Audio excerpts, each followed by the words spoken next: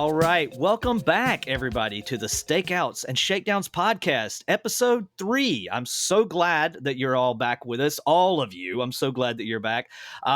Thanks for checking in with us. It's me again, your amiable host, Wes Clifton. Glad that you could be with us. It's been a really busy few weeks for me, so I feel like I've not been super active on our podcast socials if you're following, and I've just kind of been out of my mind with everything going on, but I'm really glad to be back with some good friends talking about a good movie today.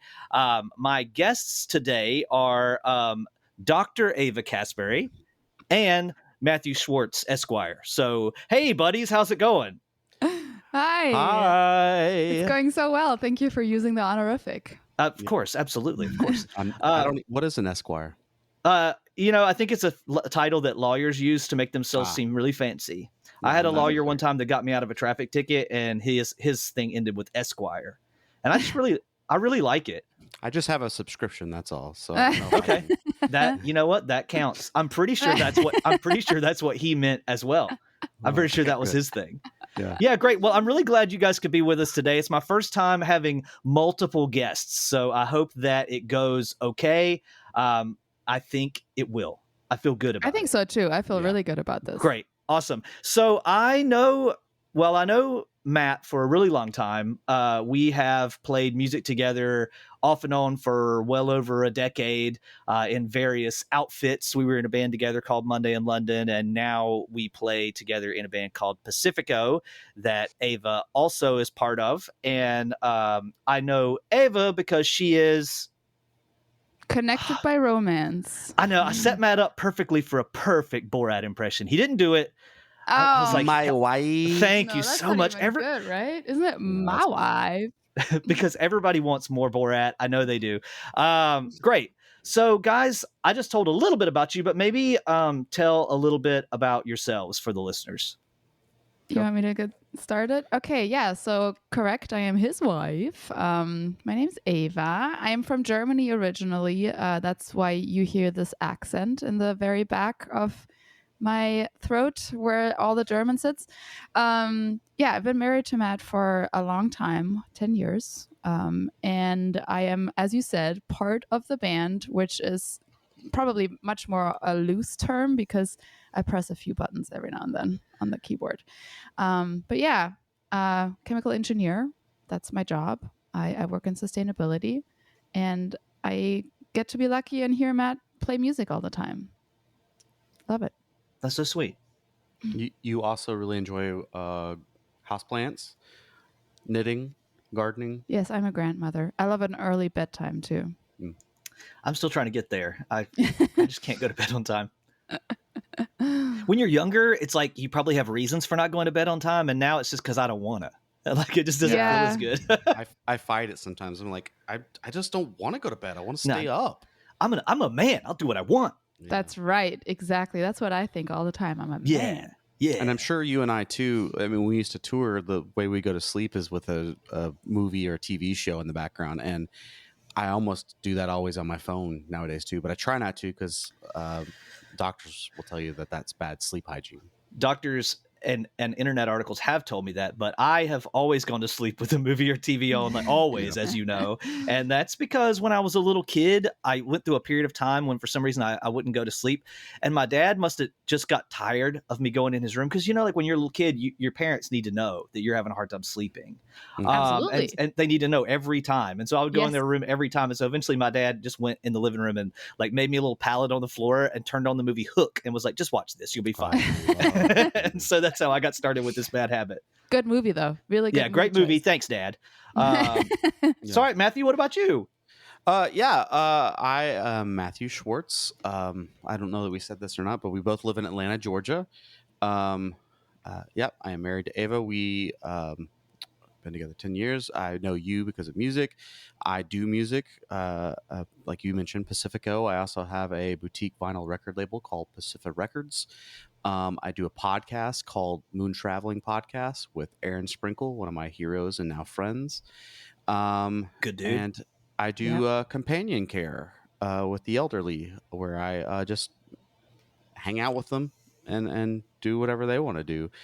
And and I guess also music related. I write and produce for people if they need or want that. And the latest of that would be the Kick Snare Crash EP that just came out. And Great yeah, band. I think that covers everything that I do. I also love my dog and my cat, Bruno and Harriet, and I like hiking, running, yoga, comedy, and friendship. Friendship. Yours was way more complete than mine. I feel like I have Oh. not given a complete overview complete me. over who I am, but All right, great. Well, thanks, guys. Appreciate that. So next thing, I feel like movie podcasts, I think it helps the listeners to understand the guests a little better. Maybe just tell me real briefly some of your favorite movies.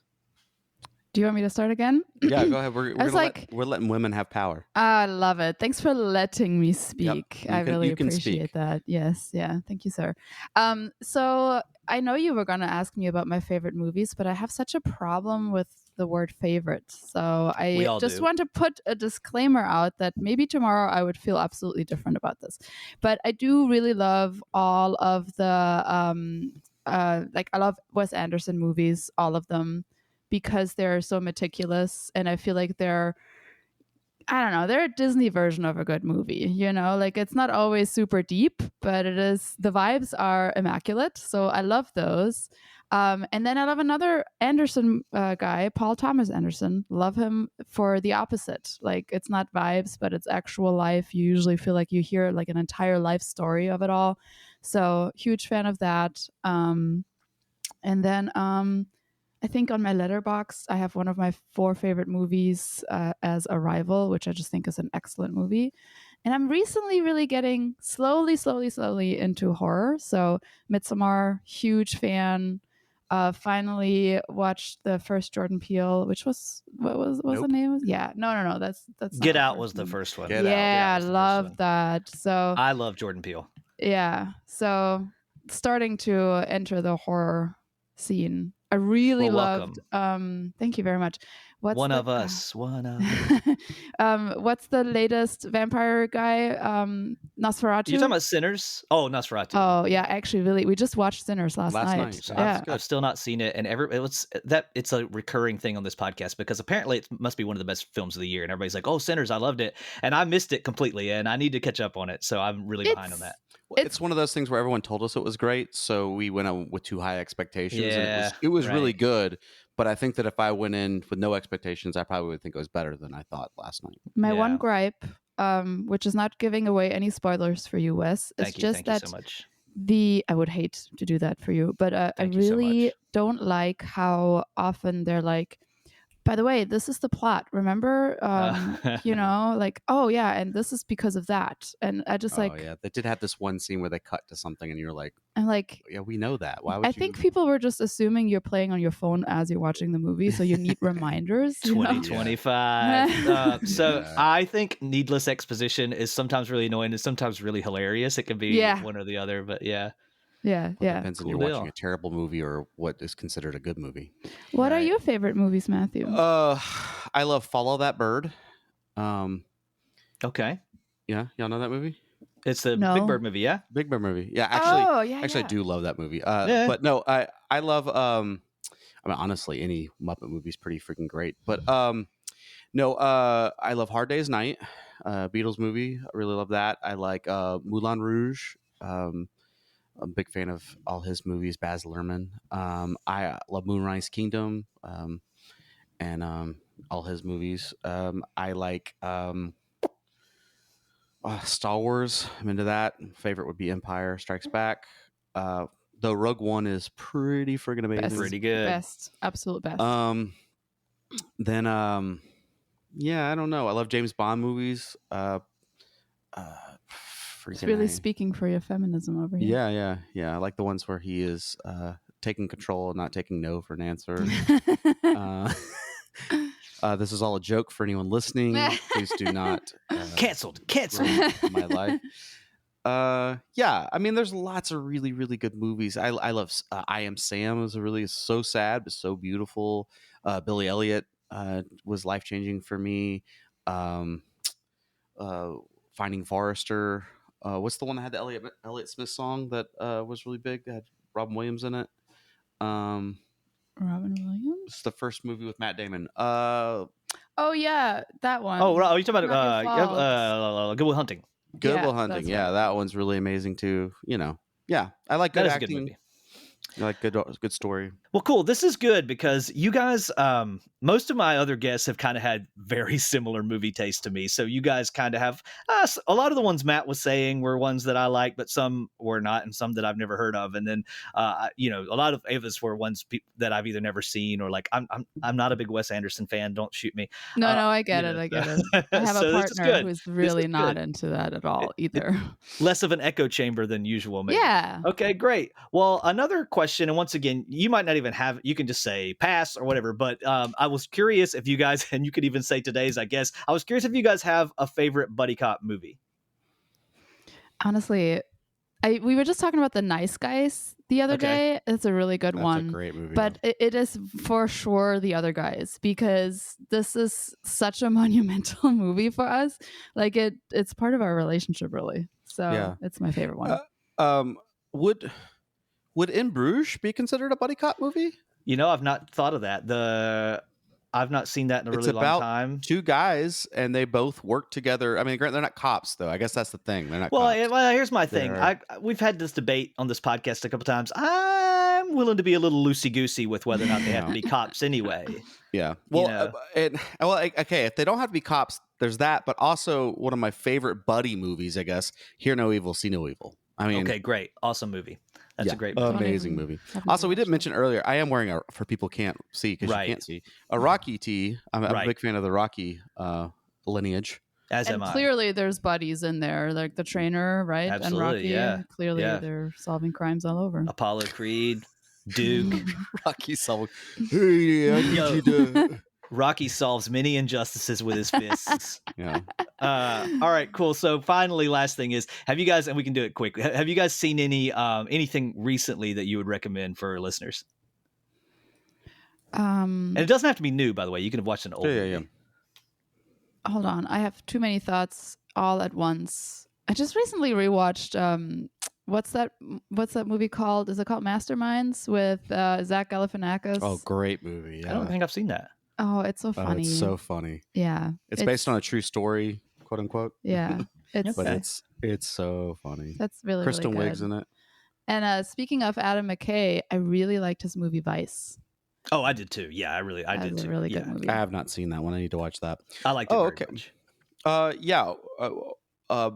I like superhero movies. I'm looking through my I have a feed on my Instagram that whenever I see something I really, really like, I'll put in there. And I'm looking through it now. Superman was really, really good. I really liked that. The Thunderbolts, which is the newest, well, I guess not the newest, now they did Fantastic Four, but the second newest Marvel movie, that was surprisingly really, really good. I cried in that Yeah. movie. Thunderbolts? Yeah. Did you watch Okay, it? I've heard nothing about it. No, I'm not a huge, like, I don't even know if it's Marvel. I'm not a big superhero movie guy. Like, anything Batman, I'm going to eat it up. But other than that, I'm kind of like pretty neutral. So I haven't seen that one yet. I would highly recommend it. It's about Okay. depression. And it's Oh, okay. I thought it was really, really well written, and it has funny. It made you cry. It was good. I saw Stranger Than Fiction recently, which I've seen a long time ago, but Yeah. love that movie. Great movie. Yeah, I don't know that there's anything else that's coming up in the last little bit, but yeah, those are the last couple I've seen that I thought were. If you're hit into me. weird shit, Dogtooth. I don't really even like know that. Dogtooth. I didn't even know Yeah. that. Same guy that did Poor Things and The Favorite, like an Oh, that guy's earlier stuff awesome. of his. I forget what his name is, but it's really weird, which is great. Okay, cool. Yeah, and The Favorite and The Lobster are both really, really Yeah. good. I don't get to see any of that. And for my part, I'll just say, kind of on brand for the podcast, I watched this. If something's from the Netherlands, do you say that's a Dutch film? Is that what you would say? Yeah, It's a Dutch film? that's Okay, right. cool. So I Yeah. watched this Dutch film called Almost Cops. And apparently the Dutch title was Bad Boas, which apparently Boas is like their like low level, like kind of like safety almost like traffic cops kind of, but not Nice. really. So it was sort of like obviously a play on Bad Boys. It was a really funny, interesting buddy cop movie, and I really like seeing buddy cop films from other countries. So it's on Netflix. I would recommend everybody check out Almost Cops. I learned about it from the shout out Bulletproof Action podcast. They posted something about it on their Instagram. So that's how I learned about it. I really liked it. I also enjoyed Heads of State with Idris Elba and John Cena. Because of the movie today, I was trying so hard to say Mark Wahlberg, but it was John Cena and Idris Elba. And so I thought that was pretty good. Not quite a buddy cop movie, but kinda. And I enjoyed that. And then talking about slightly older movies, I recently read the book A Walk Among the Tombstones by Lawrence Block. I just kind of picked it up randomly and I loved it. It's a hard-boiled detective kind of novel, private eye novel, but it came out in the 90s, so it's not like one of those kind of classic 40s or 50s ones. But the film had Liam Neeson in it, and it was pretty different than the book, but I really enjoyed that. I think that came out in like 2012 or 2014. But I really liked that a lot. So that's for me. All right, great. Well, we are going to take a little break, and we're going to come back on the other side of this break, and we are going to talk about tonight's feature. Tell me once again why I got on this roof. I chalked that up to bad life choices. In the toughest city in the world, nobody fights crime like these guys. Somebody call 911. Holy And then there's the other guys. Stop humming that song. We know. All the gunfights, all the car chases, all the sex we don't want to have with women, but we have to, all due to what you guys do. And we do it again and again. Hey, if I want to hear you talk, I will shut my arm and work your mouth like a puppet. Peace out. Real characters. You stopping, man? What? I think you're a fake cop. I hear a guy who's probably a little insecure. All units, we've got a possible jumper. We all know you're in a very dark place right now. I'm gonna do it! You're feeling as if sweet death is your only release. Oh, we got a second jumper. Oh, look, he's flying. Hi, Who are you? I'm his wife. It's a ball and chain. Come on, seriously, who is that? I am a real cop. I'm working on a huge case. You're coming with me. It's a wooden gun. Oh! Listen up. We need your cooperation. Run! We are doing a lot of property damage. Oh, cool, a helicopter. Where'd you learn to drive like that? Grand Theft Auto. I want to do good cop, bad cop. I come strong, and then you come in. Got it. I want to know everything now. Okay, well, I'll talk to you. You're reasonable. You want to talk to me?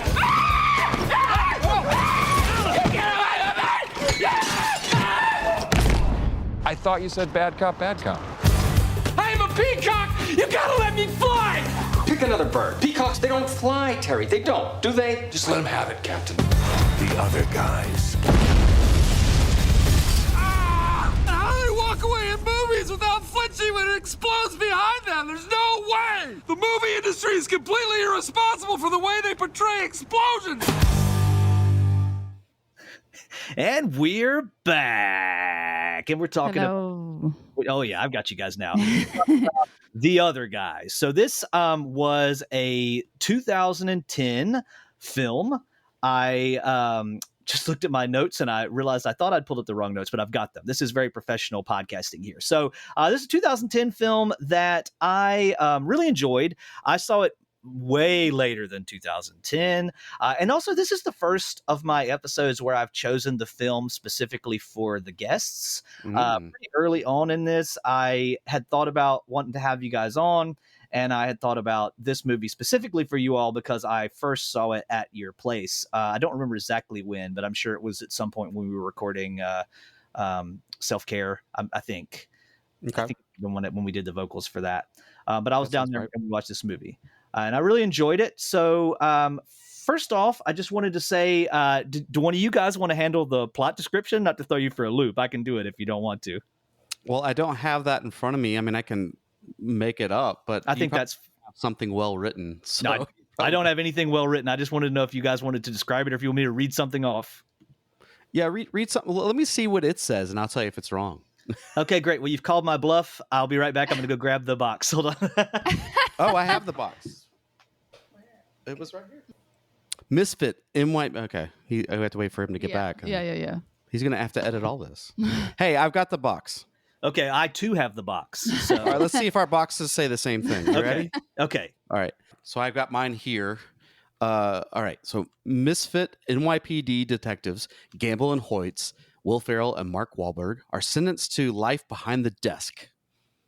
They hate each other. Oh, you. Oh, crap. Okay, start over. Misfit NYPD detectives Gamble and Hoyts, Will Ferrell and Mark Wahlberg are sentenced to life behind the desk. You just do it. I feel like I keep missing my cue. You just come in next time. They hate each other.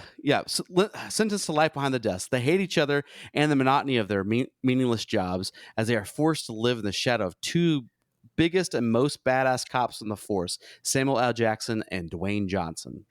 But when those guys go down for the count, opportunity knocks for Gamble and Hoyts. Stumbling onto what could be one of the biggest crimes in years, can the other guys step up their game to solve the case without killing each other and destroying NYC in the process?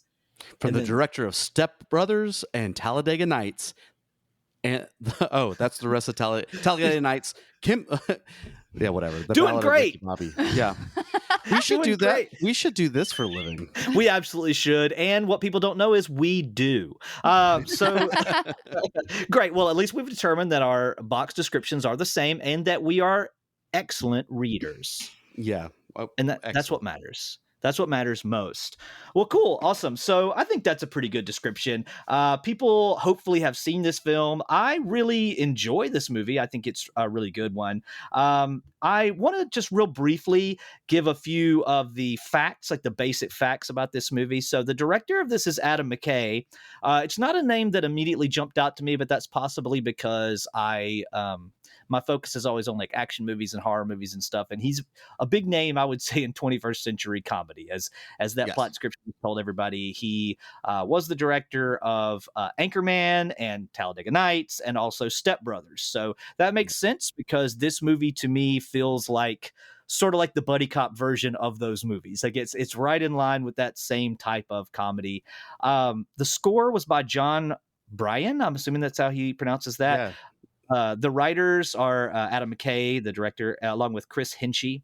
It stars everyone in the world, but mostly, let's see, Will Ferrell, Mark Wahlberg, Michael Keaton, Damon Wayans Jr., Ice-T, The Rock, or as he prefers to be known now, Dwayne Johnson, Samuel L. Jackson, Eva Mendes, and Rob Riggle. It was released on August the 6th, 2010. The budget was a little wishy-washy where I saw it, but it was anywhere from 85 to 100 million. The box office was 170.9 million. So this was a successful film. It brought in close to 170 million. I'm sorry, brought in close to 70 million over the budget. On Rotten Tomatoes, it's got a 79% critic rating and a 60% audience score. Really? Yep. Yeah, right. Kind of middling audience score there. And but pretty not bad critically. And it did win. I just noted it did win at the 2011 Comedy Awards. It won Best Comedy Film. So, yeah. I've got a couple of facts for you. Okay, go for it. I love that. You ready? Yes. So Adam McKay was a writer on SNL, which is where he met Will Ferrell. Nice. They started their production company, which they did for this movie and all the other movies. And they also used to have that website Funny or Die. That was their website. Oh. So what their production company is? Like the Sanchez one? Yeah, the Sanchez. Yeah. Or was something like that. I'm pretty sure Funny or Die also is still. They got sold. Gloria Sanchez and Gary Sanchez. They split. Oh yeah, actually. I saw that at the first of the movie. Yeah, right. They're not friends anymore, and I don't know what the fallout was. John Bryan, the guy that did the music, are you aware of who he is? I am not at all. No. Okay, so he is a famous producer. He started doing indie rock stuff, and then got into doing music soundtracks and such. But I love the guy. I would love to work with the guy. He worked with Elliott Smith, Rufus Wainwright. who else? I Lots think of Mac Miller even. yeah. He definitely worked with Kanye on an album too. But yeah. Oh, here we go. Fiona Apple, Rhett Miller, Evan Dando. Yeah. So he's worked with lots of And Matt, people. you're a big Kanye guy. Yep. Let's go He worked there. on Sean Lennon's album Friendly Fire, which I'm a huge fan of that album. Dido, Spoon, Keen of Montreal. So he's like an indie producer guy, and I love his work, and I would love to work with him. But yeah, I'm a huge fan of him and what he does. So when I saw that he did this, I was like, that's amazing. I'm glad. So for one thing, I'm glad you brought all those facts about Adam McKay and Will Ferrell. I'd be curious to know what caused the split, because I knew the films of Adam McKay, and obviously I knew Will Ferrell. I mean, anybody around our age knows Will Ferrell. But like, the whole time I was watching it, I was like, this has a real SNL comedy vibe to me. So that makes a lot of sense now. Yeah, Ava and I were talking about. So we watched the movie today to prepare for this because we wanted to keep it fresh. And basically, we were kind of thinking the movie is basically a bunch of little skits that have a little story that's going through the whole thing. Yeah, I definitely agree. Like, I definitely think that. Well, that's another thing, and like I'm kind of skipping around my little my little show notes, but that's okay. I thought that the plot idea was a really interesting plot idea, and like I don't want to say it's a shame like it got squandered or anything, because I think this is a great movie and I think it did exactly what it needed to do. But I would like to see almost that same plot idea in a more plot focused film, because I was like you, it's like the plot, and that's kind of how it is really if you think about most of these those movies that we've named that this crowd did. It's like an excuse for them to like make hilarious scenes that are loosely strung together in like this plot shell. I agree. Yeah, that's true. So I got two things here. We just Googled it. The split between Adam McKay and Will Ferrell was primarily caused by a casting decision for an HBO series about the Los Angeles Lakers. McKay chose John C. Reilly for the role of Jerry Buss. Despite Ferrell wanting the part, McKay admitted he didn't communicate his decision to Ferrell beforehand, which led to hurt feelings and the end of their professional partnership. Ferrell also cited differing bandwidths and ambitions as contributing factor, with McKay wanting to expand their production company's reach, while Ferrell preferred a more focused approach. That's interesting. And I wonder, like, I did notice when I was going through Adam McKay's filmography, like Ava said earlier about the movie Vice, like I did notice that if you follow his career, he's branched into a lot of other kinds of things besides just comedy, which kind of took me by surprise. Yeah. I didn't even put together or realize he was the guy who did Vice until I was looking up for this episode. And if memory serves correctly, he also was part of Succession, right? He's one of the people that I believe he is. Yeah, and Wow. that's fucking phenomenal. I love Succession. And he played the main one of the bums who has an orgy in the back of the Prius in this movie. So I know, Dirty Mike and the boys. Yeah, Dirty Mike. So honestly, he's doing great. And I'm also super thankful that you brought the information about John Bryan, because I love film scores, and usually I talk a lot about the film score on the podcast just because it's an interest of mine. But I just knew very little about John Bryan, and the score, we can get to it later, but the score in this movie didn't necessarily jump out to me that much. I mean, there were some cool moments where they were like great. I thought the like old school kind of saxophone, to set the mood when it would go between. But other than that and like a few other places, the score didn't really jump out to me that much. So I didn't have a lot to say about the score this time. So I'm actually really thankful that you did, because I do like to discuss film scores and film composers. Do you know if he's done a lot of other film work? Because you mentioned he's done lots of film work. Yeah. Okay, cool. I'll pull up the list.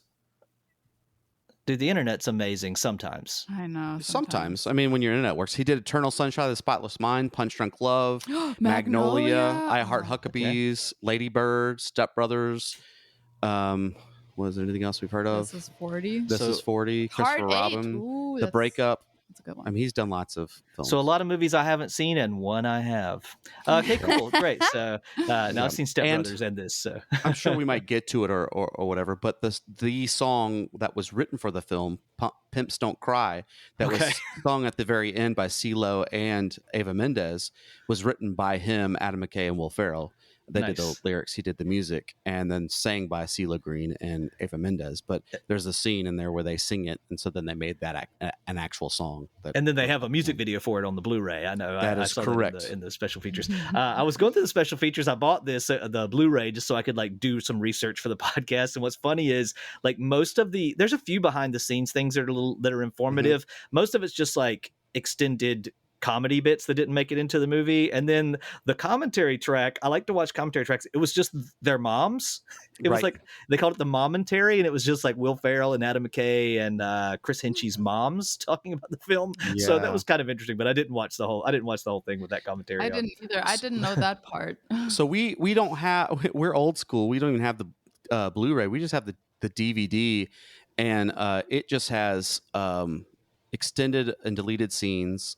And then it has, a thing called Crash and Burn, the story of the other guys, which is basically just about the action. It's the sequences. stunts, yeah. Yeah. Which I actually thought that was really cool. Yeah, it was. Yeah, and we watched all these too, so we're going to be really prepared. And then Bed Bath and Way Beyond, which was literally just different improv takes that Michael Keaton did about Bed Bath and Beyond. That was hilarious. Yeah.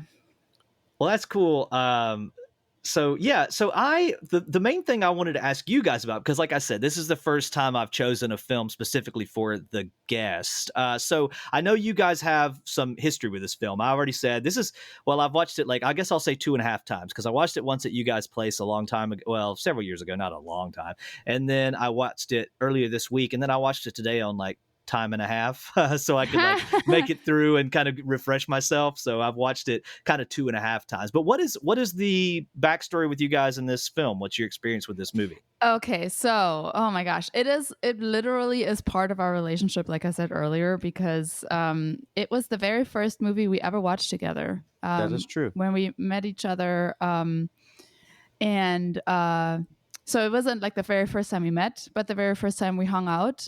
I had watched the movie before, just I think because it was on cable or something, and I was just so excited that Matt knew the movie and that Matt thought I was cool because I knew the movie, and we were just like watching it together and laughing and quoting. And that same night we also hooked up together. So but other than that, it's just like there are so many parts of the movie that we quote incessantly all the freaking time. When we say I love you, we say I love you very much, Francine, like all the time. Like that's our thing. Yeah. And it's just I think we both really love it. The first time I saw it was in theaters in Winston-Salem before I moved to Baton Rouge. Shout out Camel City. Yeah, and I'm not exactly sure who I saw it with.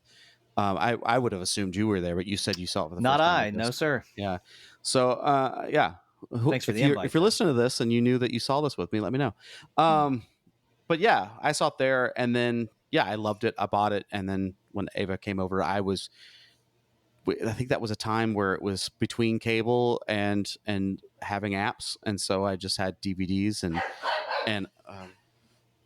our dog's barking, and so we I put it on trying to impress her, and she thought I thought it was cool that she knew it, and and like she said, we quote it, and I was like, oh, she'd laugh at the same things I laughed at, and then he would hold my hand. Yeah, then I held her hand. Yeah, it was really good. Our first date though was we went to the movies to go see Cowboys versus Aliens. Not nearly as good though. I still haven't seen that. I feel like it sounds like it's something I should see, but I still haven't. So first off, hats off to you guys for having the most romantic backstory of any of my guests with a film. Great for you. Also, I really like the fact that Matt put this movie on to make Ava think that he was cool. I like that. I like that Matt's a musician. He's got plenty of things he could go with, but he's going with the other guys, and I appreciate that. Well, that's cool. Awesome. I honestly did not know that when I thought of you guys for this movie. I just knew that you both really liked it and that we had watched it at your place. I actually didn't know that was such an integral part of your relationship, so that's pretty awesome. Yeah, it's really, I mean, we're really insufferable when we watch it too, because there is just I mean, a whole lot of quoting going on. Basically, we can quote the entire movie. But this is that kind of movie, though, right? Like I Yes. was thinking that the whole time. Like I watched it here, by myself, and I just kept thinking, like, for one of many reasons why it's such a shame that we don't live closer to each other. Because I was like, this would be a fun movie to all watch together. Yes. It seems like a great movie to watch in a social setting, mostly because of what we just said a minute ago. So much of it is just like hilarious scenes and a lot of improv strung together by sort of a plot framework. Also, I have to ask you. So you watched this recently.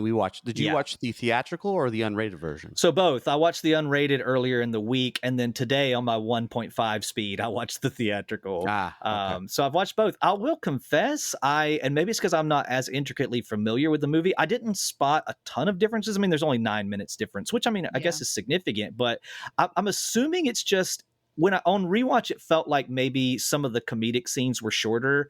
And I'm assuming the unratedness maybe is because when they were improving, they said some things that wouldn't fly with the surprising PG-13 rating that the theatrical cut has. And so I'm assuming that the only thing was it was maybe some of the improv scenes were a little longer. Yeah, so the unrated version is 10 and a half minutes longer. So my math is bad. Makes it actually rated R, according to what I Googled.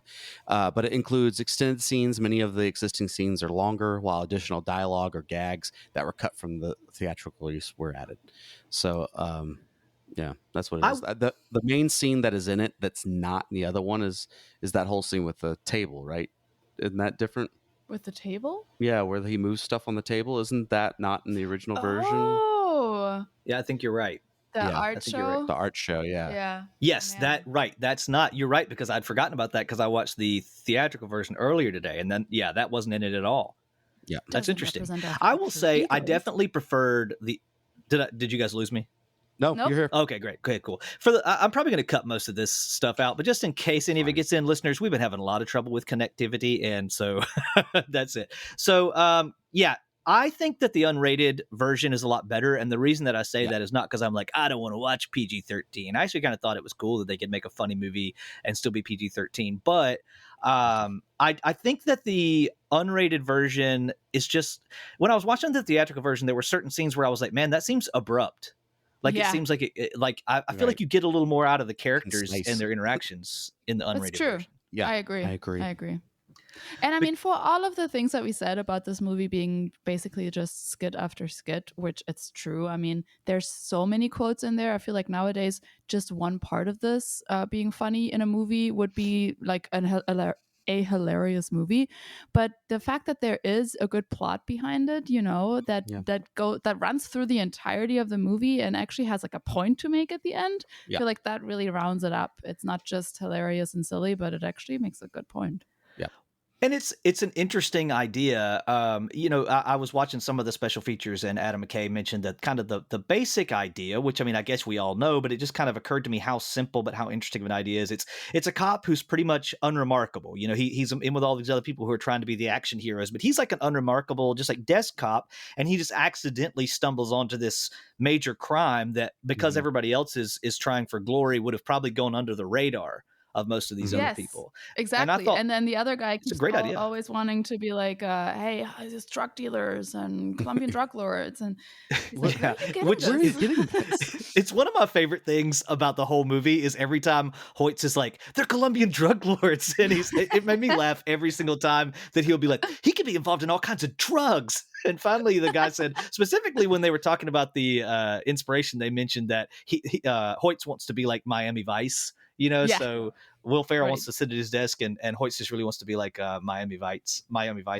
So, well, I'll say this. So, yeah, I agree. And I think, honestly, maybe that interesting plot is what separates it from, like, so in the last episode, Donnie and I talked about Bulletproof, which I think is a fine film and stars the father of one of this film's stars, Damon Wayans Sr. is in that. But, we talked about how that movie was good, but it was sort of unremarkable. It was a little formulaic. And I do wonder if simply, well, I think two things maybe make this movie stand out a little more. One is that interesting plot idea. And two is the fact that, like, this, I don't know, maybe it's just for people, roughly our age generation, whatever, like the Will Ferrell type of comedy was the gold star of comedy for a long portion of the early 21st century. And so this movie has that going for it as well. It's like basically a powerhouse comedy. But team. What's interesting in this is that he plays a straight guy in this. Like he's Yeah. never the straight guy, and in this Yeah. movie he's the straight guy, and sort of. well, sort of, yeah. But He does, is until he's Gator. Yeah, but he does such a great job, and Yeah, you're like right. I wrote the first thing. First of all, we have a crap ton of notes, but I realized 99% of our notes are just our favorite quotes in the film. I love that. But I had written at the top what my favorite character of the whole thing is, which is Captain Gene Mock, which is Michael Keaton. Awesome. He is by far my favorite in the whole film. He's hilarious. Every line he says is just golden. And in that little special thing about Bed Bath & Beyond, he said that the only thing he knew when he agreed to the job is that he was the captain of the force, but had to get a second job at Bed Bath & Beyond. Why, Which Ava? I love that. I love that so much. And Why do you have to work at Bed Bath & Beyond, though? because his son is bisexual. He's trying to explore his bisexuality by studying. At NYU? Yeah. At NYU, yeah. And I like So that he he throws could that out to become the a DJ. DA. He just throws that out randomly to the DA, and the DA says, Yeah. "That's great."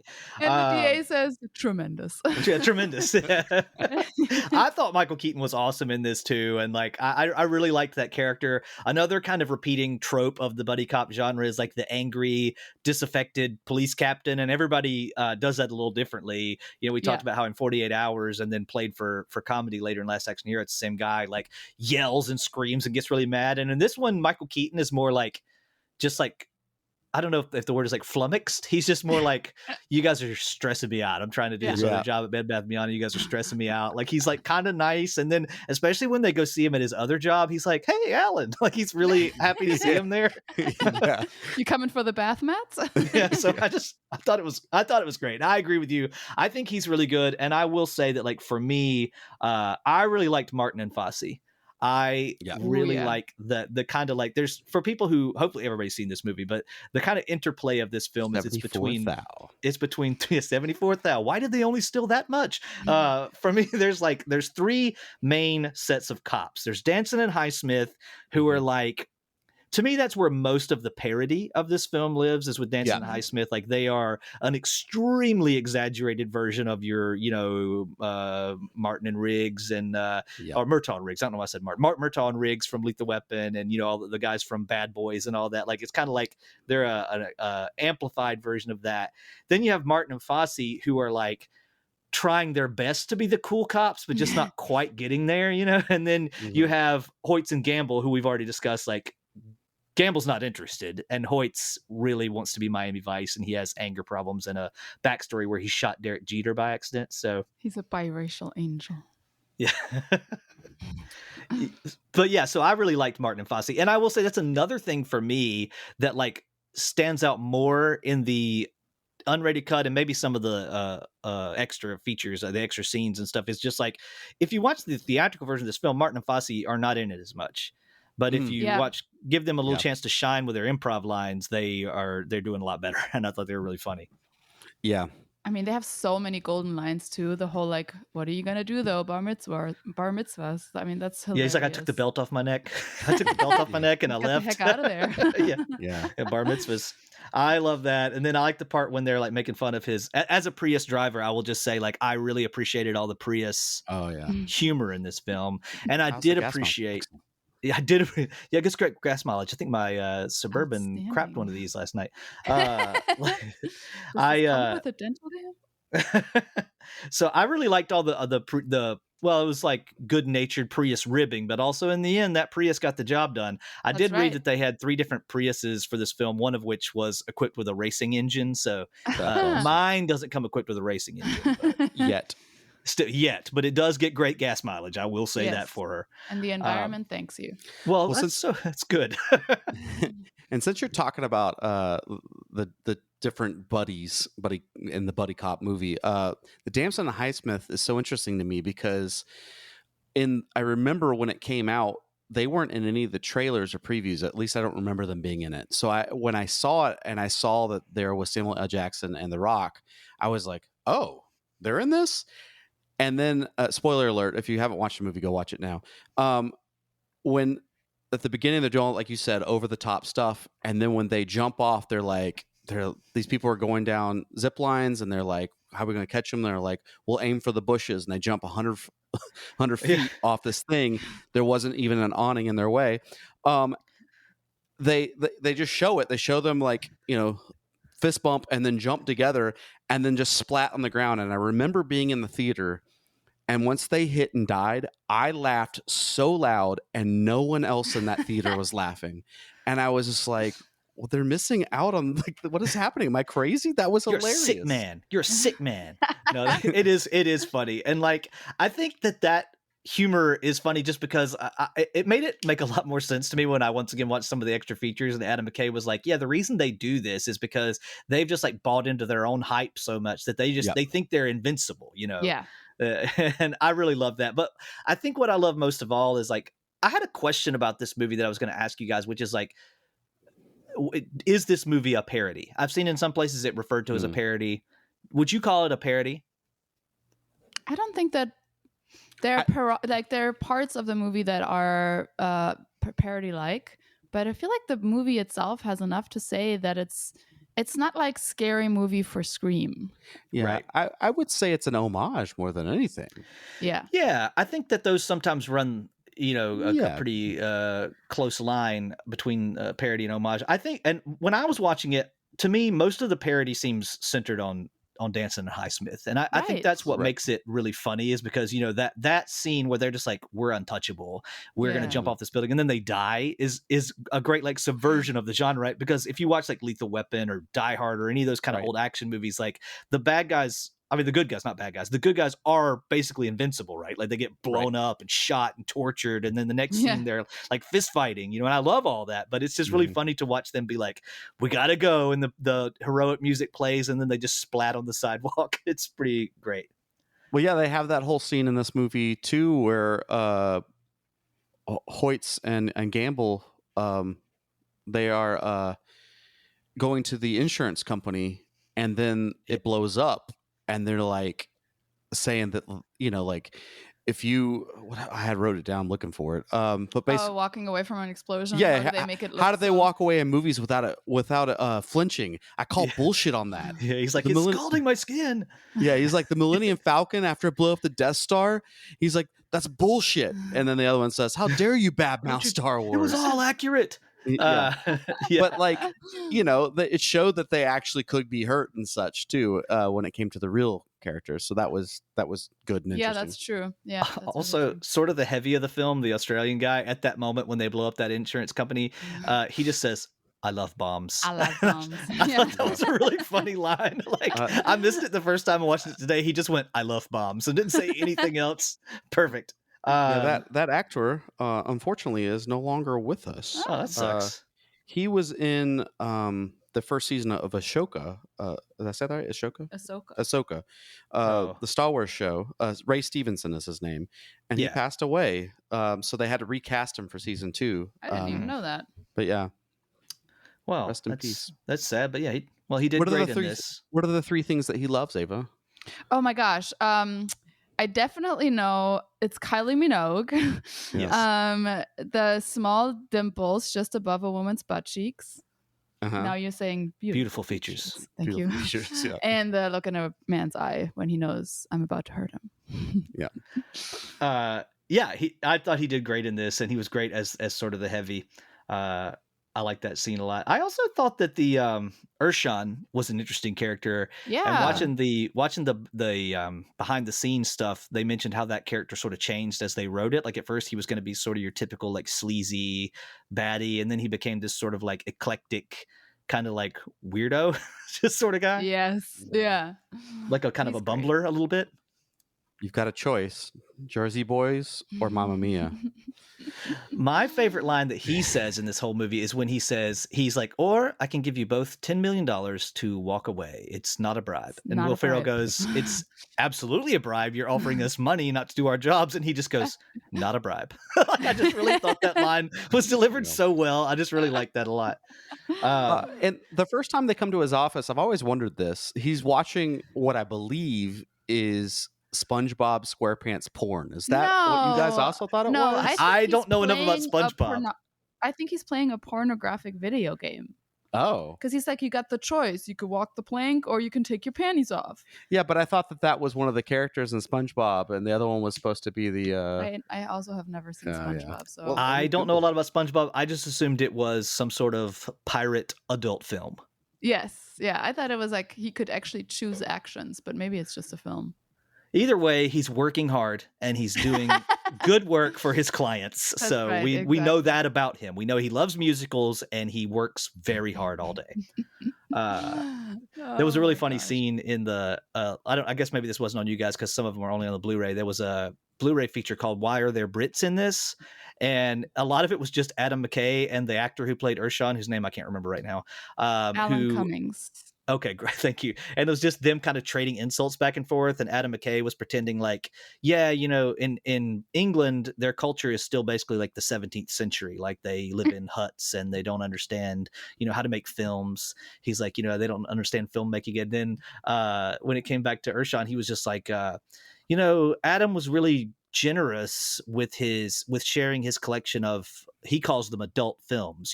They're just porns. And he went on and on. He was like, he's got them in every available format. He would bring them in, not just DVDs. He would bring in, VHS and even Betamax. And it was just really funny to me that they mentioned that after all that. That is pretty good. Pretty funny. So another thing I wanted to ask you guys, do both of you guys do improv, or is it just you, Matt? Do you both do it?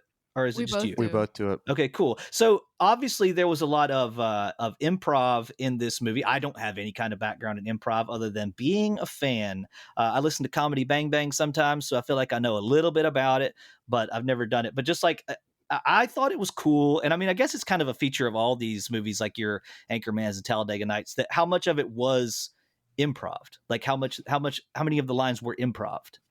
I don't know the answer to that. Oh Yeah, no, I I just was commenting. It's a fact. Like there's a special feature where it's called Line-O-Rama, and they talk about how they just improv the lines and they just show like multiple takes, of them like doing different lines and the way they delivered them, and they just try it over and over again different ways. I was just saying I thought it was interesting, and I didn't know if with your improv background you had any. Well, the thing I really love about it is like I really didn't really understand improv until I started doing it and taking classes. But one of the things they tell you is that you got to make it matter. You got to take it seriously. And I think that's what makes it so funny, because in the movie, even the people that aren't the straight guys, they're their character. They're gonna take it seriously. Right. When the guy is when Mark is in the Bed Bath and Beyond apron, he's really excited about those bath mats. And I feel like that's what makes it so believable, that they really believe it. Yeah, I mean that's 100% it, and I believe that Adam McKay and I guess and Will Ferrell, but Adam McKay is the director of these films that we've mentioned, and this film. He a lot of times, because just like Anchorman was a lot of improvisation in there, and Step Brothers same way. And what he does is that like they have a scripted line or two, and then a couple options, and then they just let the actor take a couple stabs at it too, and then they let editors pick what they think is the funny, with editing, pick what the funniest one is. And I think that really is good, and I love they did that in The Office too. Like it really gives trust into your team, because who knows the character better? I mean, obviously the writer knows the character, they wrote it, but who knows the character better than the person that literally is portraying it? So to give them a voice and give them a choice to be able to be that character and be like, I think the character would say this, and a director giving them that chance to at least be heard, if even if they don't use it, I think is really freaking beautiful. Yeah, I agree. Yeah. And I like that point that you just made, because I think that obviously a good writer can make characters different from one another, but I think probably what adds even more, difference or I don't want to say realism, but like makes them different and stand out, is the fact that then the actor also gets to put their own stamp on the character. Right. And I like that a lot. Yeah. Yeah. And just for those that are playing bingo and keeping up with us, apparently Urshan was watching hentai on his laptop, according to the internet. Well, that's just a sort of. Yeah. Well, that's anime. Japanese It's anime porn. porn. Yeah. So. So that's a little bit different than what any of us said. That's true. But really, honestly, it was in the same ballpark. We did great. We did. Yeah. I think we all did great with our observation skills. We're all little detectives on that one. It's funny. Another thing though that you said that stood out to me, Ava, was when I was watching some of the behind the scenes stuff. I think it might have been the one about the stunts. Will Ferrell said the quote that I wrote down from Will Ferrell was, "The best comedy is played really real." Yes, And so, 100%. so that's exactly what you were saying. So that's interesting. Yeah. So Yeah. in improv class, I remember I got it was like we took 4 levels and then you graduate, and then there's a 5th level that's long form. So the 4 levels are just kind of teaching you the platform and honing your skills and stuff. Yes, but I remember and. I had a teacher, yes, and I had a teacher that told me that that I was too funny. He's like, quit trying to be funny, and I was like, isn't that the point? Like you would think like it's comedy. That's the point. And then we learned that actually the most important sound you can hear in improv is not actually a laugh. It would be if someone goes ah or ooh or like those noises have much more weight. You want them to believe. You want to bring them in. You want to, so it's about the characters and their relationships, and those kind of things are way more important than being funny. The funny will happen, but building those relationships, building the scene, and making it about the relationship is the most important thing. So yes, playing it real, and I think that they did that great. I mean, I cared about, even though the relationship with Eva Mendes and Eva Mendes, yes. Come on, Matt. and Will Ferrell is a ridiculous relationship, but you also are like, rooting for them to get back together and to make it work. And I mean, I honestly think that is what makes the funny even funnier and better. If you laugh partly because you have tension that was, stored up, and now you want to laugh it off, like that makes it even better. Yes. And so that's all part of making it matter in my head. Yeah. I think they did great with that. And I think that the improv nature of all these films adds a lot to it. I've always kind of thought about that era of Will Ferrell and all that stuff is sort of like, I don't feel like this sounds complimentary, but in my mind, it's like the era of nonsense comedy where we just laugh really hard at like the ridiculous things they throw out.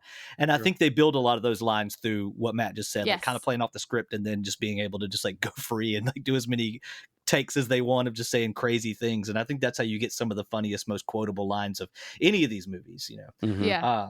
I totally agree. And again, I worry how much of that is possible these days, not because of, not necessarily because culture has changed and climate and all that, but really just, there was so much more money to be made in movies. Yeah. I mean, you can make a lot of money if you make a huge movie, but something small like that, I feel like it's so much harder to make nowadays because there's just not the space for it. There's not the time and money. You got to pump this out really quickly and put it on Netflix. And so I think it's really true. No, it's definitely true. And like, as somebody like myself who loves like B movies and who loves like, I love a lot of what I watch is my VHS collection, like the old straight to video days. I mean, a lot of what you're talking about, I've often wondered, like there are still straight to video movies. Like there for a while, Steven Seagal was making like 5 of them a year, but like, they don't really, we'll get to him, but they don't really, not this episode, but coming up. But I said, they don't really make a lot of like, they don't make a lot of the same kind of B movies that they made back in the video store era anymore. And it's because the video store era gave a place for that. It gave a market for that, which was the video stores. It's like you said, now everything, it's sort of like with music and like how, a few big players have bought up all the space. It's the same thing in movies. A few big players have bought up all the space. And so everything has to be either a huge blockbuster or nothing at all. And that's why I try to support independent films. Like I often say, I'm pretty hit or miss on like A24. Some of their movies I love, and some of their movies I'm like, what is this? But I'm still glad that they're out there doing it because it's, it's an independent film studio that's gotten really successful and had a lot of success. And I think that we need to celebrate those spaces, and like even the other day I went to a local film festival here in Raleigh, and one of my friends makes short films, and a couple of my friends were actors and things in it, and they won this like local contest. And I just thought, man, this is really neat to see something like this just celebrating independent filmmaking. So I think it's important for people to celebrate, smaller and independent film whenever they can. I fully agree with that. Yeah. We lose a lot of the art and culture of it. And like, it might sound weird to me to hear me say that as somebody who mostly likes stuff with explosions and machine guns and karate chops, but like still there's room for that as well in a certain place. And it's just, can't get all that stuff when everything has to cost $16,000 billion million, you know.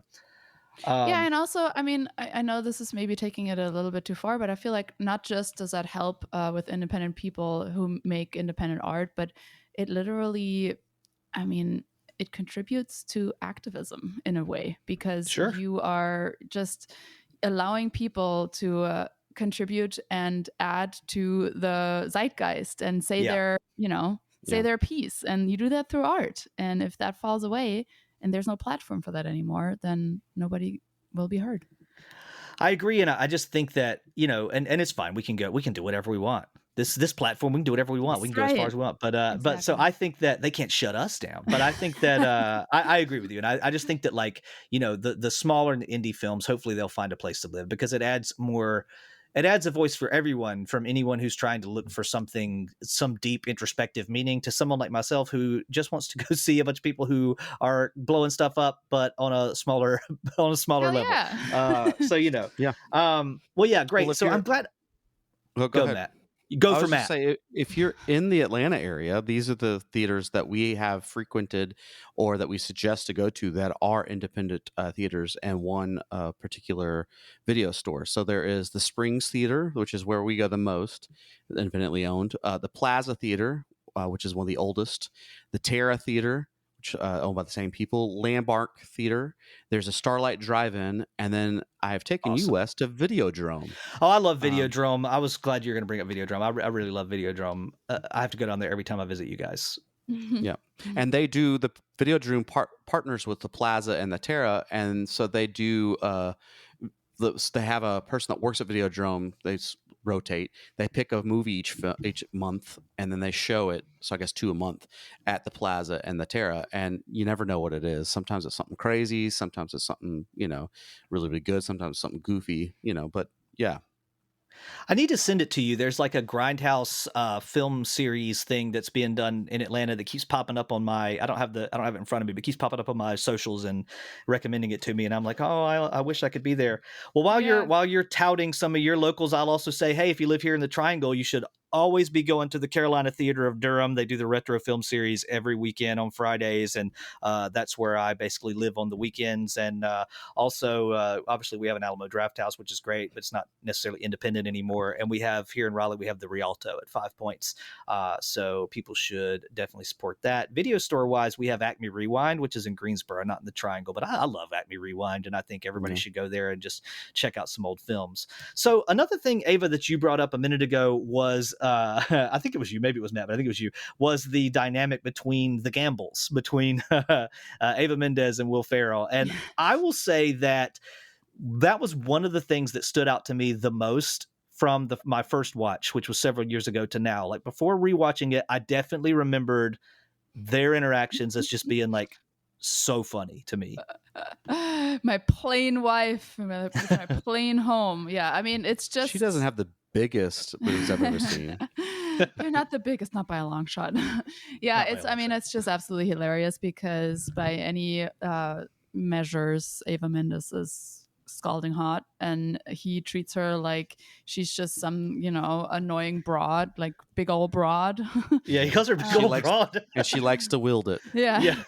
Which, she's a big old broad, and she likes and to the way wield it. she plays that, and the way this is played for the both of them, somehow it doesn't come across like he is a fucking douchebag woman hater, but like, the way she reacts makes it funny and cute, because she's just like, oh, Alan and his apps. And it's just absolutely adorable. But I also, if we're bringing up dynamics with women and Alan, we need to talk about Christina. Arnold Palmer alert. It's Christina. Are you stupid idiot. or are you deaf? Yeah. And the most funny thing about that is that she gets Terry's name wrong. She says, hi, Kelly. That's right. Yeah, I thought it was really funny, and I'm glad you said that about the dynamic between the Gambles, because I was thinking, like, if you were to just describe this movie to somebody and they had not seen it, you would be like, this guy sounds like he sucks, but somehow they play it off like to where you don't really get that impression. Like, I was thinking, he's like, if you're gonna come to dinner, dress like a hobo. Like, it's just so when he's like dressed like a hobo, he's like, if I put that in to my Cosmo fashion app, it would get a D-. I thought it was pretty great. This Uh, short braised ribs taste like a dog's asshole. I was thinking, why would anyone? Yeah, I I thought it was so funny. Like that was some of the like classic stuff that you see in these kind of Will Ferrell movies of that period. To me, just their interactions are just so goofy and weird, but really well done. It just stood out to me. And the Christina thing, for one thing, the name Christina was hilarious to me. Yeah. He says like Christine, and she's like, "It's Christina. You idiot! You come to my house and you get my wife's name right." Probably the line that I say from this film most of all is the Arnold Palmer alert. Arnold Palmer alert. Because if anybody knows me, and Arnold Palmer is one of my favorite drinks in the world. Shout out my buddy Mark Sennert for introducing me to the Arnold Palmer many years ago. Wow. But I just love him. And so I find frequent usage of the Arnold Palmer alert. That's so good. That entire scene is just absolutely excellent. What are our most quoted lines? Like we Um, definitely do the "I love you very much, Francine." Yes. And I actually this year for our 10-year wedding anniversary, I got her a necklace that says Francine on it. Yes. No, it's really funny. Sweet. Yeah. We also do "That's Judgment, Jimmy." Yeah. Which is probably a deep cut, which is when they go to the support group for people who cops who shot their gun in the line of defense or not. The line of duty. Thank you Yeah. very much. She's like, "This is a judgment-free zone. You need to share." And then somebody says, "You asshole for shooting Derek Jeter." Got Derek Jeter. And then she says, That's- "That's judgment, Jimmy." So we say that a lot. Yeah. Which is funny because the guy who plays Jimmy, who once again I feel like I should have brought my research and remembered that actor's name because I feel like I've Man, seen him in he's several so things good. too. Yeah, he's in but he's- Vinyl, the show Vinyl. Oh, yeah, that was Absolutely so good. amazing show. But he's only in a couple scenes in this. But yeah, Yeah. I thought that was really funny when when he gets mad because he's telling that whole story too, and he's like, "I feel like She's like, "How does that make you feel?" And he's like, "I feel like Viagra with a human face," or something like that when he's telling his story about his Like, officer "My involved cock's made out shooting. of rocks. Yeah, something like that. I just thought it was great. I like that scene a lot too. Bobby Cannavale. I Yeah. believe is Oh, how you yeah. would say it. I think he's- you pronounced it perfectly. I think so too. Sure, probably not. He's Third Watch, Will and Grace, Boardwalk Empire, Oh, there we Vinyl, go. Mr. Master Robot, of Blue None. Buds, Master of None, yeah, Oh, okay. Homecoming, Nine Perfect Strangers, The Watcher. He also I was guess- on Broadway too, so yeah. Boardwalk Empire was, I guess, the thing that I most probably knew him from then because I used to love that show when it was on. I would like to watch that. I've never seen it. Oh, it was pretty good, man. I used it to fill the Sopranos-shaped hole in my heart for a Oh, while. There's always a soprano-shaped hole in my heart. Yeah, it never quite filled the hole, but it was a really good show. All right, I'll check it out. Yeah, pretty good. Cool. So that being said, let's see what else. I just also wanted to say that I loved any part where Will Ferrell reverted into Gator mode. That was the other thing that that really stood out to me because I didn't see that coming the first time I watched it. Where like you slowly find out that he has this backstory as a pimp, but he doesn't want to accept that he's a pimp. He's like, I ran a dating service. Are you listening to my Are you story? listening to the story? I thought I'm that not was a so pimp. funny. Anytime he'd be like, Gator needs his cat. Like, it's just, Yeah. Gators bitches better be wearing jimmies. who even are you? Get out of here. Get out! I thought, what man did this to you? I thought that anytime he turned into Gator was really funny. And that's one of the only times that you're right. Like he is the straight man for pretty much the whole movie. And that's the only time that he gets to like let his inner like goofball character work Yeah. climb out is when he's Gator. And I just thought it was Mhm. really funny, a really funny thing. So another thing I wanted to mention, just Adam McKay mentioned Midnight Run as being one of his influences for making this film, which I thought was great. I recently watched Midnight Run for the first time, and I really liked it. Have you guys seen that? No, I I have not. I wrote that down because yeah, he said Midnight Run and then Beverly Hills Cop with Which, yeah. yeah. Anybody who's listened to this podcast knows that Yeah. how I feel about Beverly Hills Cop. It's one of the greatest what they films ever talked made. about that I thought was interesting, and I think you said this earlier, but it was a comedy, but the action was played straight, and I respect that because that you make it count like we were talking about earlier. Yeah. Yeah. But Midnight Run, what is that?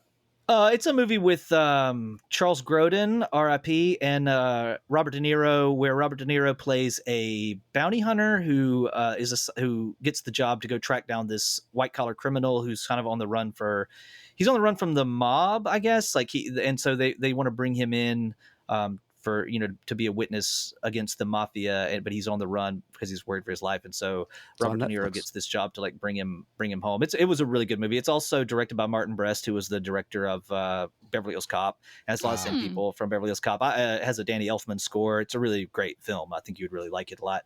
It's sort of like an action comedy version of Trains, Planes, and Automobiles in a lot of ways. Like the dynamic plays sort of like that.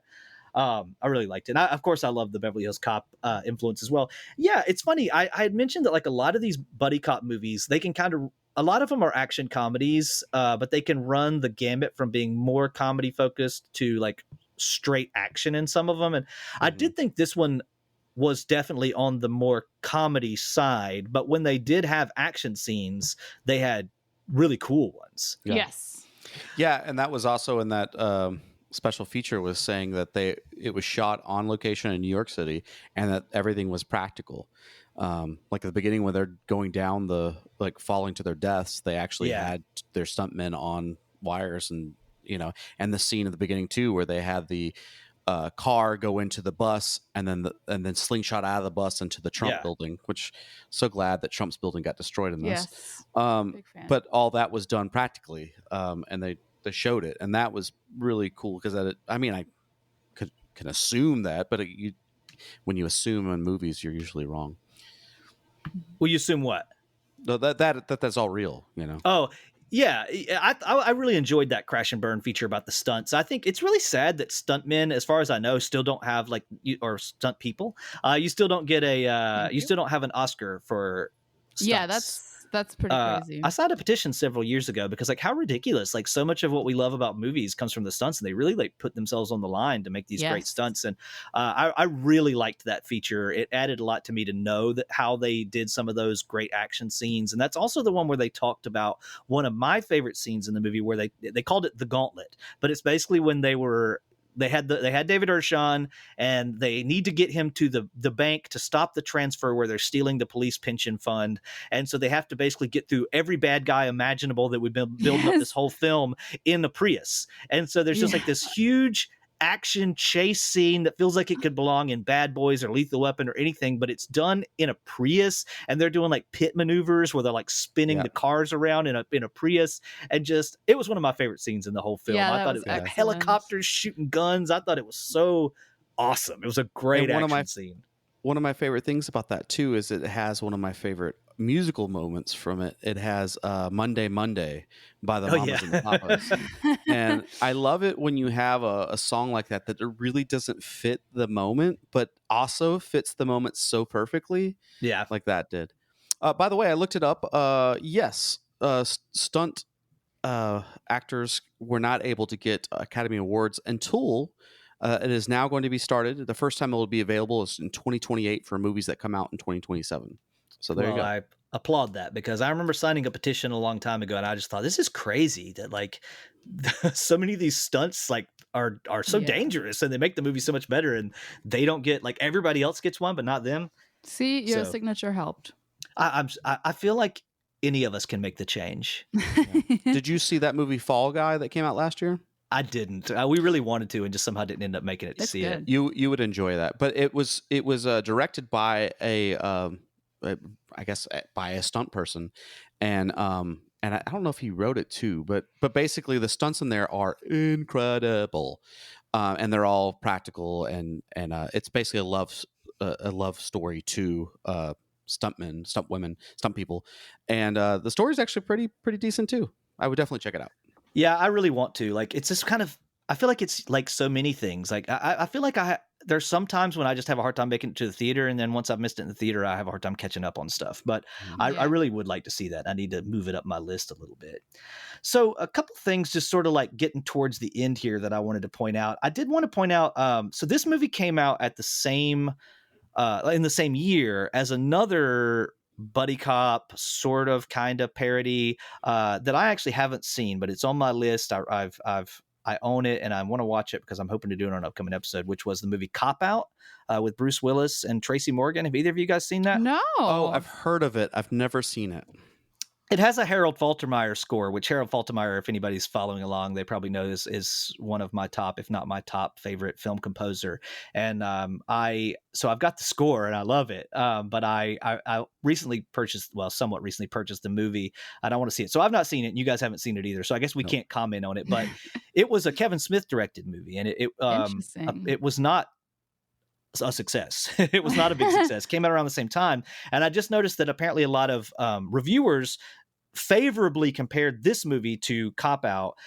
One person, Richard Roper, stated, "Note to Kevin Smith, this is how you do a spoof of the buddy cop genre." Aha. And Stephen Whitty of the Star Ledger said in his mixed review, measured against this year's other mixed review of the other guys, measured against this year's other police farce, remember Cop Out? It looks absolutely heroic, it being the other guys. So those guys apparently did not enjoy Cop Out. I am really interested in it. The few people I know who have seen it said it was actually a really good movie that for some reason just didn't catch on. I don't know. I'm excited to watch that one. I also thought this movie was a little similar to a TV show that also came out in 2010, which was called The Good Guys. I don't guess either of you caught that because No, I don't think no one did. No. That starred Colin Hanks and man, now his name's escaped me too. Great actor. He was the bad guy in Billy Madison. Man. But anyways, it was a buddy cop thing. It was about this one guy, sort of like this movie where Colin Hanks plays this cop who's just sort of like happy to just be a regular Joe, a regular desk jockey. He's not trying to be he's just trying to play straight and by the book and just be a good cop. And then his partner, man, it's really going to bother me that I can't. Thank you so much. Bradley Whitford. Thank you. He plays this like older cop who's kind of like towards the end of his career, but he's like, back in the day, we used to do crazy shootouts and slide across the car. And I really liked that show. It was not a success and it got canceled after one season, but it was just funny to me that those all came out in 2010. Yeah, that is interesting. Sorry to interrupt, but that just reminds me of one of my favorite. There's a ton of favorite SNL sketches I have, but there's one that Aidy Bryant and what's her name who plays oh my god. Anyway, it's a body cop like spoof thingy, and it's Dyke and Fats, and it's hilarious. Yeah. Definitely watch it. Absolutely hilarious. What's her name? I cannot believe I'm blanking on her name. Anyway, it's good. So I'm glad you brought that up because obviously whenever we all get together, we watch a ton of Saturday Night Live. So this movie was also a great pick for us to discuss for that reason too, because of the whole Saturday Night Live of it all. Yes. So great. I need to watch that. And also, I'm glad you brought that up because it brings up another point, which is interesting when you're talking about buddy cop movies in general, which is that it's a pretty widely touted and unfortunate fact that there just aren't a lot of female-led buddy cop films. Yes. I'm gathering up as many as I can. I mean, obviously, The Heat with Sandra I literally Bullock was about to mention that. I Melissa pulled it up to McCarthy. ask if that was on. Yeah, that's it. It's on the list for sure. That's and then so good. there's an older one called Feds from I think the late 80s that I have on my list, and then Cynthia Rothrock and Michelle Yeoh did several of them in Hong Kong. So I would like to I'd like to bring those out. But yeah, just it really overall not a movie that has traditionally had a lot of female leads, which is unfortunate. But I think it's great that there are some, and hopefully there will be more, because the buddy cop genre, one thing I've learned from doing this podcast is while it might not be at the top of the box office, there's still buddy cop movies being made all the time. There's been a lot made in the 21st century. So I don't know why I never mentioned it, but I'm a huge fan of the Rush Hour series. Oh, dude, love those movies. Love those Hour movies. series. So good. Oh The Rush Hour movies, like for me, and that's one of the things that, like, I don't want to say inspired this podcast, but I always loved buddy cop movies. And in my mind, I guess because of just the era when I grew up and kind of when I ended up going off to college and getting my mind on other things, like sort of Rush Hour was the bookend, like kind of the bookend of when the buddy cop genre peaked for me. And then doing this podcast and putting together my list on my Letterboxd, plug for my Letterboxd, there's a long Stakeouts and Shakedown list on there, but there's just so many buddy cop films that have continued to go right up into this day. It's been a big genre kind of on the outskirts of the box office for success for throughout the 21st century. Yeah. Well, cool. So I guess we're kind of sort of coming to the end here. Final thing I'll just say, did you guys have any final thoughts? Anything else you want to say about the movie that we didn't get to? I mean, I could quote the rest of the movie to you if you wanted to. I mean, and go. How far we go. Yeah, but I guess the other thing that I wanted to mention is that I am truly in love with Dirty Mike and the Boys. Oh, yeah. I love how affirming and sex positive that entire part is. Our Wi-Fi is named after Dirty Mike and the Boys. But we won't give the password. We won't give you the password. Yeah, I don't know. There's just so many parts of this movie that are so funny and so quotable. I love the singing when they do the old historical Irish singing. Oh, whatever. God.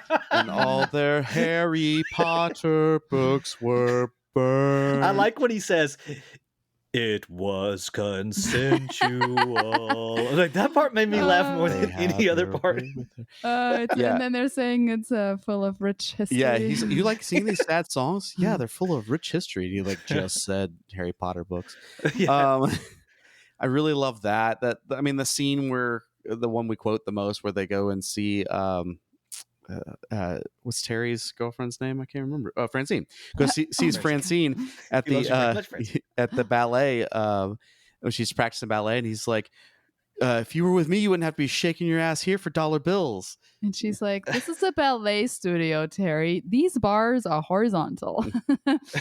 Another thing that we sometimes do, we text each other, 9:15, let's have a great day, everybody. And the other person I says, didn't "Cut get the that. shit." Is that when their day starts? Is that when their work day starts?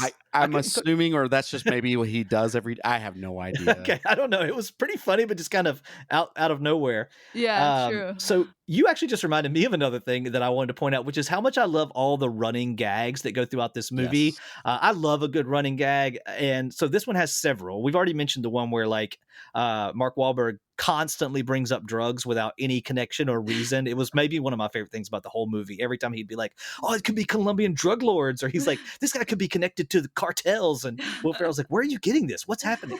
And I really, really like when Mock, played by Michael Keaton, constantly quotes TLC, but then pretends he Yes. doesn't know that he's quoting TLC. Oh my The, God. the part when creep. he's like, "And I creep." I thought it was You know, so ain't funny. Project bag. And then the other one, and I think maybe there might be a little more of this in the unrated than there is in the theatrical, but when Mark Wahlberg busts out Yes. his like ballet dance, and then Oh. later on Will Ferrell's like, "How did you learn how to do that?" And he's basically like, "Well, we did it to make fun of these guys in my neighborhood." Yeah. And he does that several times throughout the movie. Like we'll find out that he knows some sort of like crazy artistic thing, and he's like, "Yeah, we just did it to make fun of the guys in my neighborhood," and it made me laugh Yeah. so much. I love it when Will Ferrell says, "You learned to dance like that sarcastically?" Yeah. Yeah. Yeah.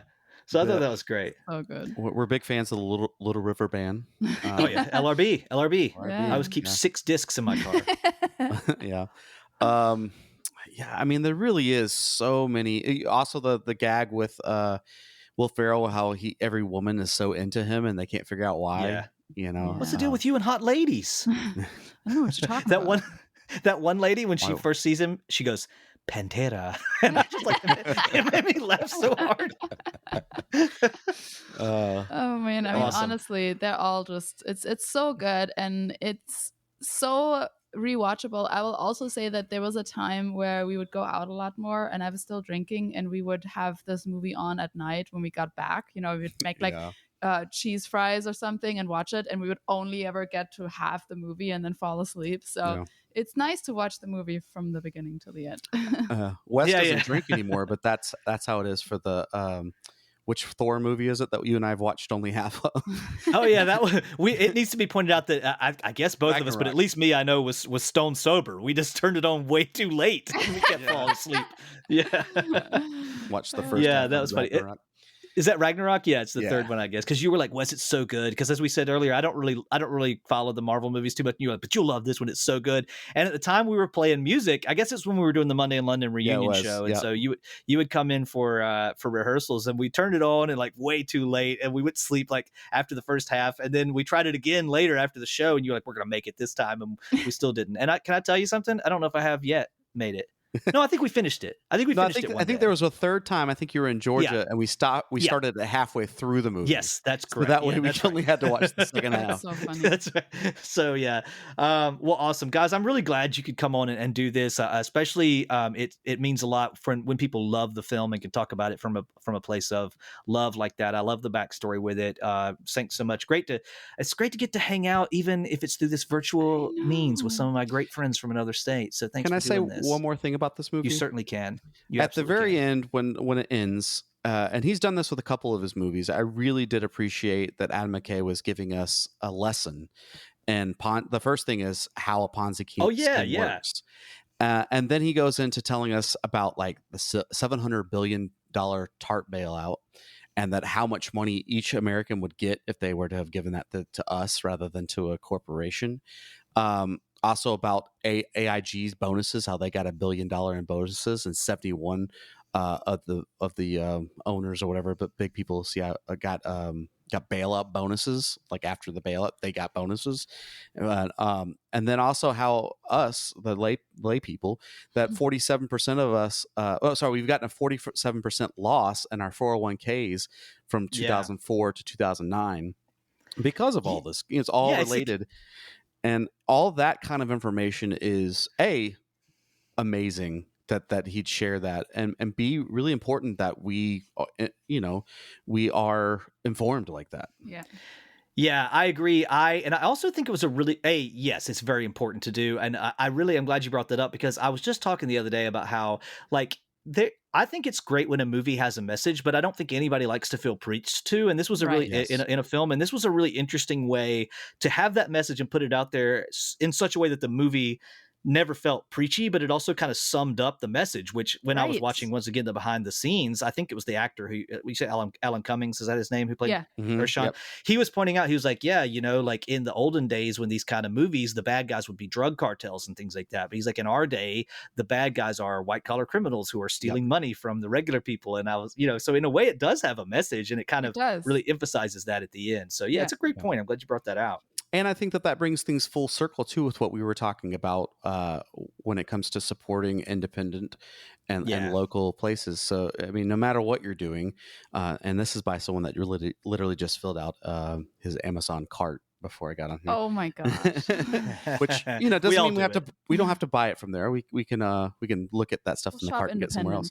But I think it is very important for us to there's only, you and I have talked about this a bunch. If people that don't know, they're listening to this, Wes joined me and Aaron on our podcast for 2 episodes, one about religion and one about politics. And we talked about, how infuriating it is that there's only so much we can do when it comes to politics. But the best thing we can do is educate ourselves, and then, vote. Those are the best things you can do. And then the other things you can do is put your money and your time where your heart is. And so, like, if you have a heart for your community and for your fellow man, then you need to be giving your time and money to nonprofits and corporations and companies, maybe not corporation, but companies, that are independent and that can help your community and such. So, yeah. Yeah, for sure. Amen. For sure. Well, that's great. And actually that brings me to kind of the last thing I was going to say, which is do any of you guys have anything you want to promote? I'm absolutely sure that you do. Yeah, Ava, what you going to promote? What can I promote? Ava works in sustainability. Tell us how we can be more sustainable. Oh yeah, I do work in sustainability. You can recycle. Recycling is still really, really important, even though people have lost kind of the understanding, or there's a lot of cynicism around it. But recycling does make a difference. You can actually collect your flexible films and drop them off at stores. They have containers in the front where you can throw your flexible films in, and that actually is collected, despite what some of the news articles are saying. And then in general, it's always good to don't shop a lot of fast fashion. It's always good to try to do your best. Eating meat, for example, is kind of bad for the environment. But also knowing that it's similar to what this movie says, large billionaires and large corporations have so much impact on the environment that whatever you do doesn't really make that big of a difference. So I'm not saying don't do anything. I'm saying don't beat yourself up when you are going for the convenient route every now and then. I think it's really important from a, just like a message standpoint. If you are living in a way that inspires others, you could start a compost, for example, or you could buy thrifted rather than new clothes and things like that. Yeah. And that inspires somebody else to do the same. That's way more powerful than exactly how many glass jars you've actually recycled or not. Yeah. Awesome. Yeah. That's all I have, I think. Yeah, I don't have anything that's I could talk about how with music, if you want to support your local independent musicians or just your favorite artist, buy directly from them. You can stream if you want to, but buy the album too. But tell us about your music. And Yeah, Matt, I know. I was going to say, I know I'm in the know. I know you have things. Yeah. I was just trying to like soften the blow between her talking about how to save the world and then me going, yeah, so I'm in a band and we're doing this and please go buy this. Look, it's important, all right. Yeah. Coupling it with what to do with music. You don't have to like my music, but in general, support your artists. But yes, Wes and I both play in a band called Pacifico. We our last release was an EP that came out in December of last year called Moving On or Standing Still. The last full length was in 2023 called Self Care. We have a live album that we just put up for pre-order on Friday, and we're going to release a song each week. It was recorded live last year at the first annual Evolution Summerfest, and Wes and myself are both in that recording. And yeah, and my label, Pacific Records, we had 2 vinyl releases this year so far and got one more to come. I can't tell you yet about the next one except for it's amazing. And CJ, who is also in Pacifico, worked very, very hard on it. It is really amazing. And then the previous 2 was a tribute to the band Morellis Forest. It's got 14 artists from throughout the U.S. on there. And then a re-release of one of my favorite bands, one of my favorite releases, Rose Blossom Punch's Ephemere was re-released on our label. So those are the big releases that have happened on the label and stuff. And as I mentioned, Wes was on our podcast, Moon Traveling Podcast. We are in our 3rd season, and things are still going and going great. And you want to hear Wes and I talk about politics or religion with Aaron, you should definitely go check that out. But yeah, I mean, love one another. That's always the best thing. That's honestly the thing I wanted to say too. Like the best thing you can do is be good to the people around you and give them mercy and grace, even if they're douchebags. Yep, true. Well, thanks, guys. So if you're keeping notes, what you should do is take good care of the environment, take good care of other people, support independent artists. Definitely go check out Pacifico. I mean, not to toot my own horn a little bit here, but this is a great opportunity to do that. I, too, am very proud of the stuff we've done. Matt mentioned Self Care, which was our most recent full length, which I'm extremely proud of. It's a few years old, but I still haven't got over how proud I am of what we made. So hopefully you guys will go and check that out on Bandcamp at Pacifico's Bandcamp, and also check out everything he's doing with Pacific Records, and definitely check out Moon Traveling Podcast. Don't just check out the 2 episodes I was on. It's a very interesting podcast. I mean, definitely go if you want to hear us break into some deeper topic matter than we necessarily talk about on this show. But check it out. You can find all those things on social media: Pacifico Rock, Pacific Records, Moon Traveling Podcasts. You can find myself at Pacifimat, and Ava, your handle is? My handle is Ava like Ava, which is EVA like AVA, and I'm also on Letterboxd under that moniker. Yeah, I don't have a Letterboxd, but yeah, so can't find me there. Well, maybe you'll join us soon, so you can be one of us. So yeah, listeners, you can please check out all that stuff. Check me out on Letterboxd, _Strongbow, mainly just so you can see the list of the extremely comprehensive buddy cop film list that I've made for Stakeouts and Shakedowns on Letterboxd. Also, please do make sure to follow us on Instagram at Steak and Shake Pod, STAKE and Shake Pod, and also you can check us out on YouTube now. We're on YouTube. Listen to us wherever that you find your podcasts. Obviously, whatever platform you're on, it helps if you'll subscribe to us, if you'll leave a rating or review. Especially, I'm trying to push people to do, if you listen to us on Apple Podcasts, make sure to leave a rating and review. That's really going to help me to get the show out to more and more people. So please do that. And I feel like I had one more thing that I'm forgetting, but hey, tell a friend. That's what it was. Tell a friend. Tell a friend. While you're being kind to your friend, also be kind and tell them to check out this show. So that's it for us, guys. Thanks so much. We will see you next time. And until then, y'all be cool. Right on.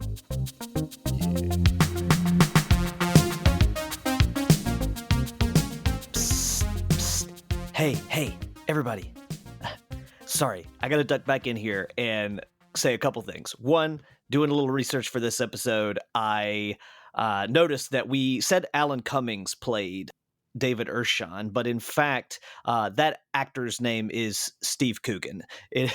I was watching Romy and Michelle's high school reunion recently, and Alan Cummings is in that, and I was like, wait, that's not that guy. So I went back and double checked, and the actor's name is Steve Coogan. So credit where credit's due. Alan Cummings, great actor. Steve Coogan, great in this.